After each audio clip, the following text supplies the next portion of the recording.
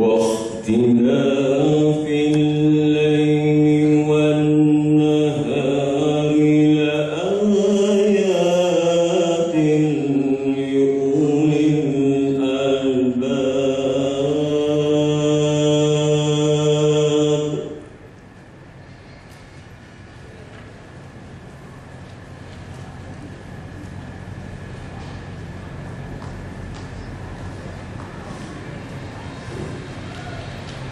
الذين يذكرون الله قياما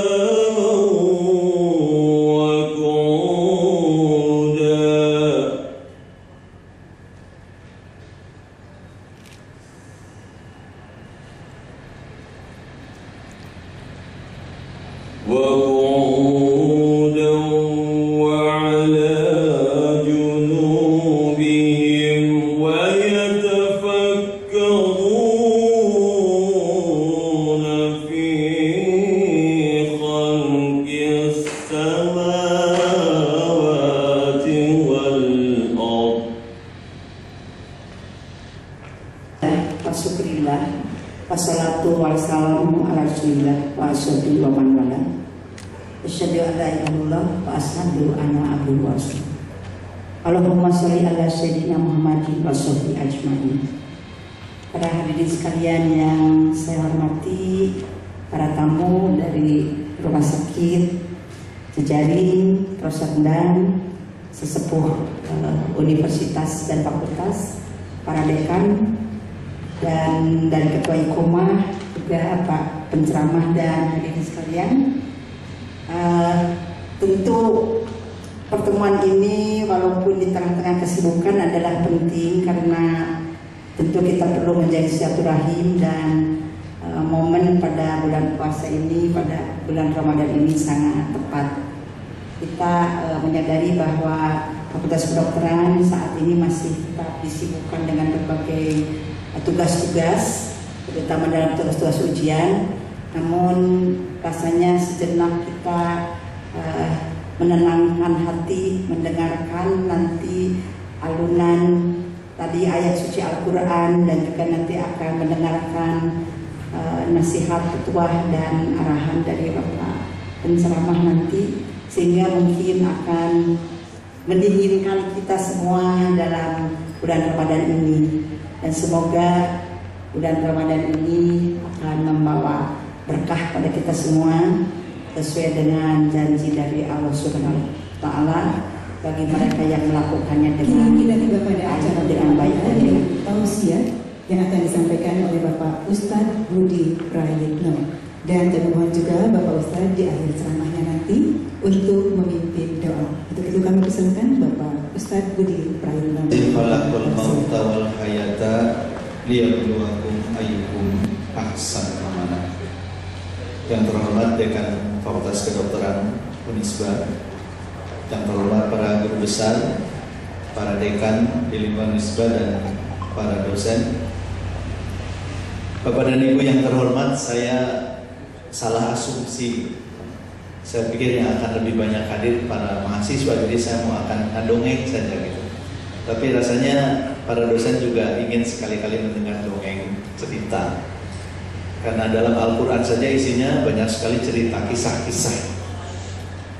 saya tidak mampu akan mempresentasikan yang terlalu ilmiah, barangkali nanti juga sudah terus. Ini kan ayat yang sering sekali dibaca dahulu saya aktif di Masjid Salman oleh Profesor Ahmad Sadali almarhum. Pak Sadali itu dalam 2 tahun terakhir hidup beliau selalu itu yang dibahas. Jadi kalau Pak Sadali sudah naik mimbar, kami yang di bawah ketawa, Pak Sadali juga ketawa. Lihat Pak Sadali, kalian pikir Bapak akan bahas surat Ali Imran 190 191 ya? Iya Pak, kata Pak Sadali, benar katanya. Dulu saya tidak mengerti, Prof, apa sih artinya ayat itu. Belakangan baru mengerti bahwa itu memang ayat-ayat Allah yang luar biasa. Di antara tanda-tanda kekuasaan Allah itu saya menemukan pada cerita-cerita dokter-dokter yang luar biasa. Untuk menjadi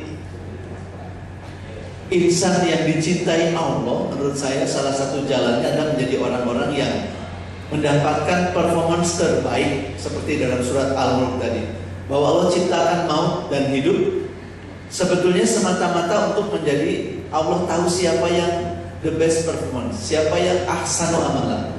Salah satu jalannya memang melalui talaah tafakur, inna fi khalqis samawati wal ardi wa ikhtilafil laili wan nahari la ayatil ulil albab.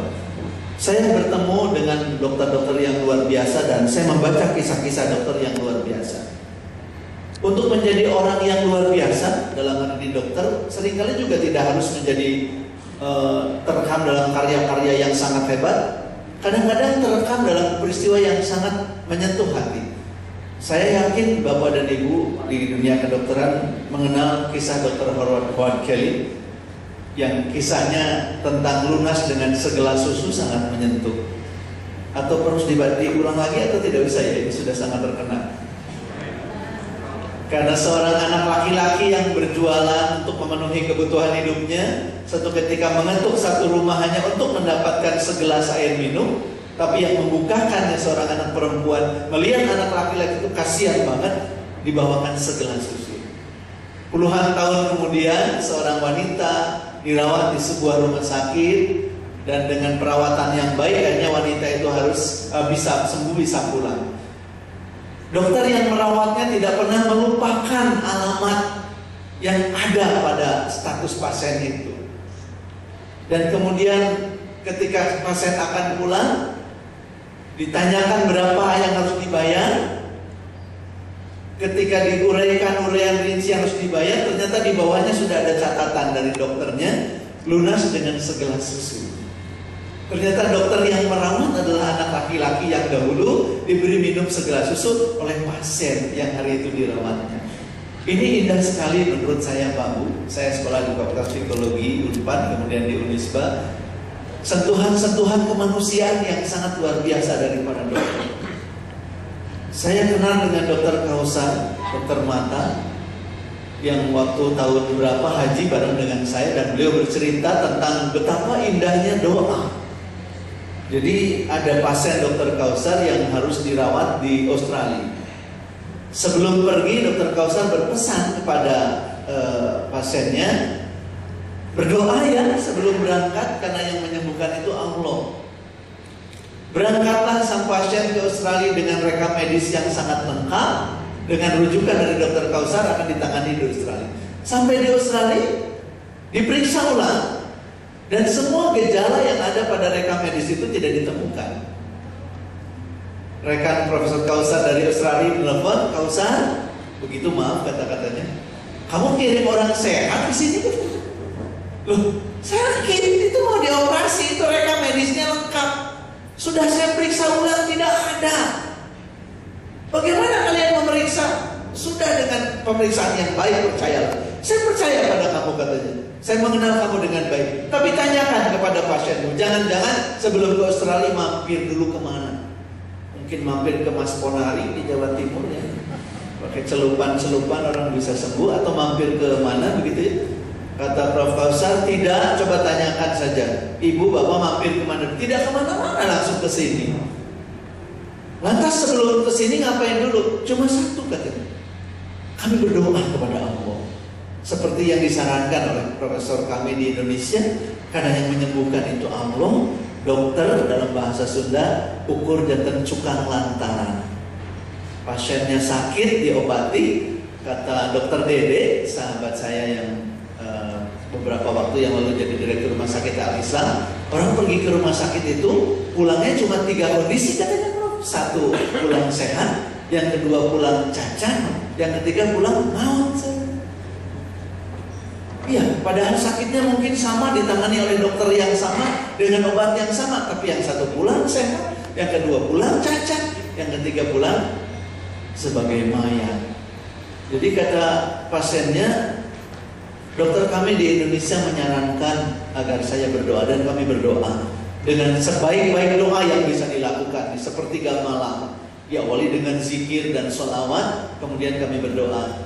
Yang menyembuhkan barangkali memang Allah. Maka biaya berobatnya tercios diangge kamelan yang kayaknya shopping di konsultasi di insya Allah melahirkan pribadi-pribadi yang tadi disebutkan ulul albab, yang cemerlang keilmuannya, tapi juga tunduk patuh kepada Allah dengan seluruh diri. Kalau saya ringkaskan, sebetulnya Pak Zainuddin MZ almarhum punya rumusan yang sangat sederhana, boleh kan? Berotak Jerman berhati Mekah. Cemerlang otaknya tuh, ya, aduh luar biasa, segala kepikiran, ya, dari filosofi manusia sampai filsafat mobil ada di Jerman, bahkan Fasting Institute puasa di Jerman juga ada, bahkan sekarang kita tahu Jerman juga Piala Dunia versi TV One. Berotak Jerman berhati Mekah, hatinya selalu ingat kepada Allah. Barangkali itu rumusan yang lebih sederhana dari 3M ya Pak. 3M Unisba kan mujahid, mujtahid, dan mujadid. Kalau kata Pak Zainuddin MZ mah berotak Jerman berhati Mekah.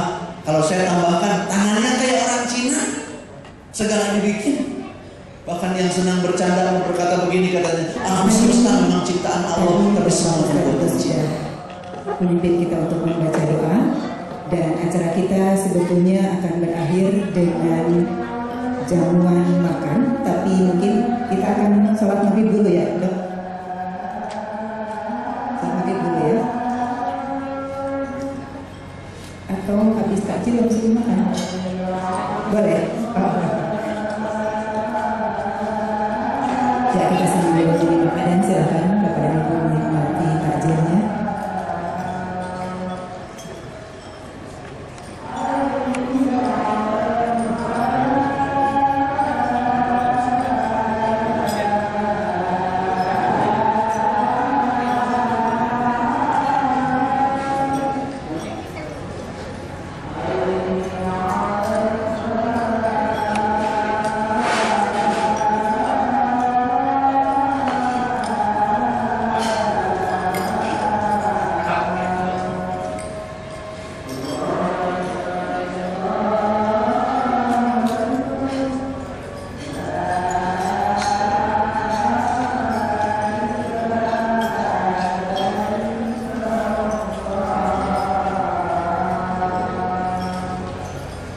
Sudah dibagikan untuk panitia kegiatan milad ke-10.